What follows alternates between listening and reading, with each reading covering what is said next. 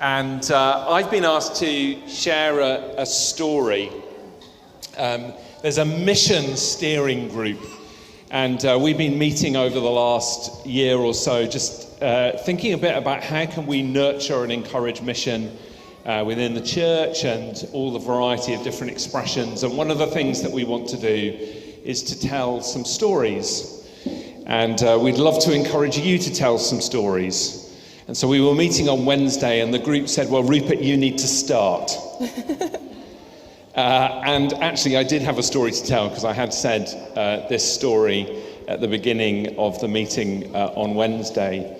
And I'm not going to give too much of the context, just in case. But I had a conversation with somebody last weekend who I've known for a number of years, but not particularly well, and never really had a long conversation with them. And I sat down just at the end of something and started chatting, and within about 2 minutes, she told me that she was an alcoholic. So I was like, oh, edge of the seat. That's got my attention.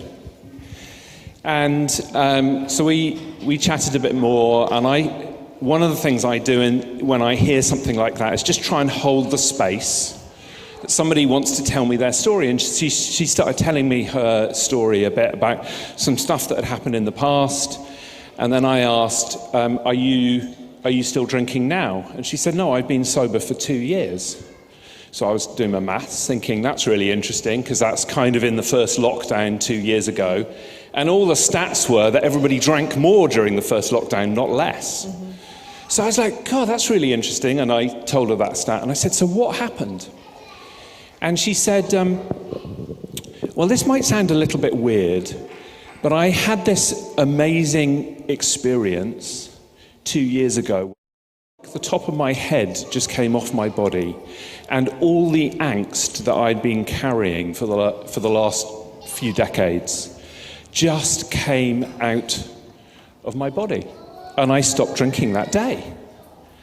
And I was like, whoa, this is my space here. This feels spiritual. And then she described how she goes to AA and what happens at AA, and it sounds much like church. And she talked about a higher power. And then she said, I tried a number of different higher powers, some of whom I have to confess I'd never heard before, some weird names. And then she said, but actually I think it's God. And then she describes another experience she had 6 weeks ago of this incredible encounter with what I would say is the Holy Spirit. And so I was sitting there going, this is amazing. Lord, please don't let me muck this up, because you're clearly doing something remarkable with this woman. And she said, I've never felt as free as I have in the last 2 years.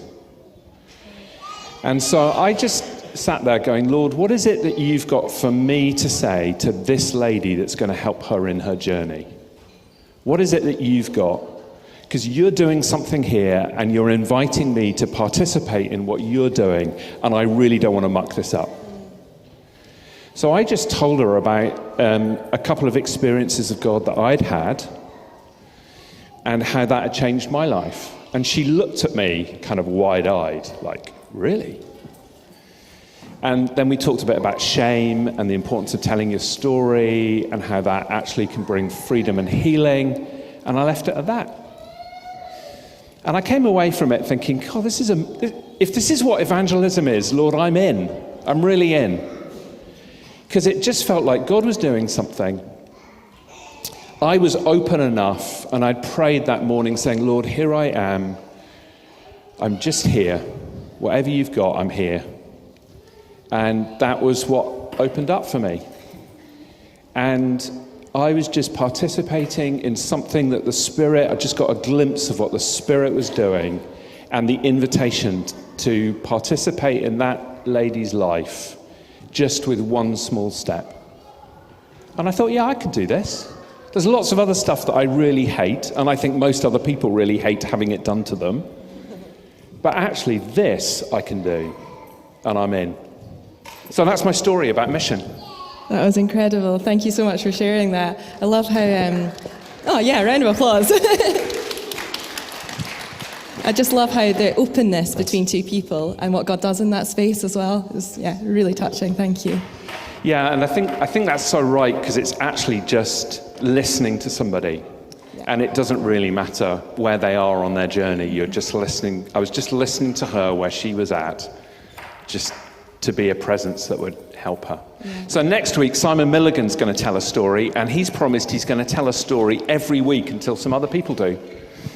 Wow, Simon. Oh, he's shaking his head. He's shaking his head. But actually, I know Simon's got one or two other stories. So over the coming weeks and months, we'd love to hear some stories of how God has used you with people to help them on their journey of faith.